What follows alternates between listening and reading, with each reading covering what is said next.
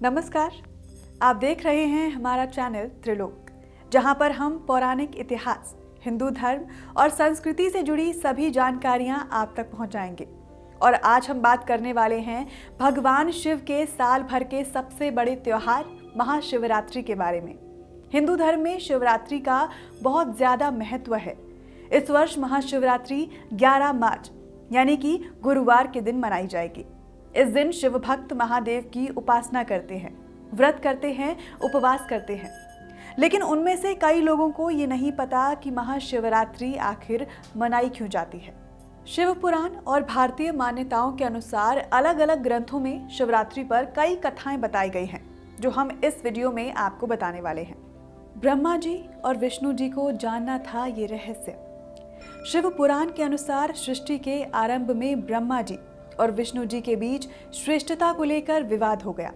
इनके विवाद को देखकर एक अग्नि स्तंभ प्रकट हुआ और आकाशवाणी हुई कि जो इस अग्नि स्तंभ के आदि और अंत को जान लेगा वही श्रेष्ठ होगा। ब्रह्मा जी और विष्णु दोनों युगों तक प्रयास करने के बाद भी इस रहस्य को नहीं जान पाए। तब भगवान विष्णु ने अपनी पराजय स्वीकार कर ली और अग्नि स्तंभ से अपना रहस्य प्रकट करने की विनती की। इस पर भगवान शिव ने बताया कि दरअसल आप दोनों ही श्रेष्ठ हैं, लेकिन सभी से श्रेष्ठ मैं पर ब्रह्म हूँ, जो आदि और अंत से रहित होकर अभी अग्नि स्तंभ के रूप में प्रकट हुआ हूँ। भगवान विष्णु और ब्रह्मा जी ने उस अग्नि स्तंभ की पूजा की। इसके बाद वो अग्नि स्तंभ एक दिव्य ज्योतिर्लिंग में बदल गई। जिस दिन ये घटना हुई थी वो महाशिवरात्रि थी। भगवान विष्णु और ब्रह्मा जी से पूजित होने के बाद भगवान शिव ने ये वरदान दिया कि महाशिवरात्रि के दिन जो भी भक्त उनके लिंग स्वरूप की पूजा करेगा, लिंग यानी कि भगवान शिव के प्रतीक की पूजा करेगा। आपकी जानकारी के लिए बता दें कि शिवलिंग को भगवान शिव की आस्था का प्रतीक माना जाता है।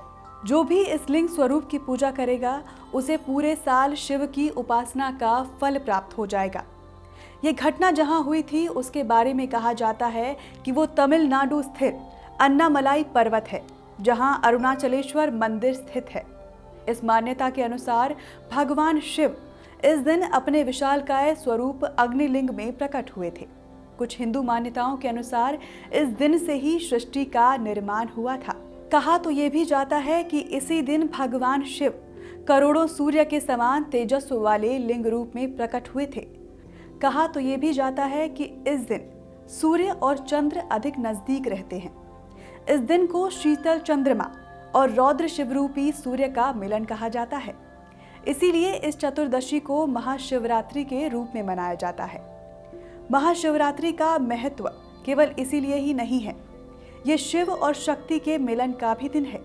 इस दिन भगवान शिव और देवी पार्वती का विवाह हुआ था। विवाह रात्रि के समय हुआ था, इसीलिए इस व्रत में रात्रि का खास महत्व है। भारतीय मान्यता के अनुसार फागुन माह के कृष्ण पक्ष की चतुर्दशी को सूर्य और चंद्र अधिक नजदीक रहते हैं। इसीलिए इस दिन भगवान शिव के साथ देवी पार्वती की पूजा करना भी आवश्यक होता है। इस दिन शिव पार्वती की पूजा करने से सुहागन स्त्रियों को सौभाग्य प्राप्त होता है, जबकि कन्याओं को मनोनुकूल जीवन साथी की प्राप्ति होती है।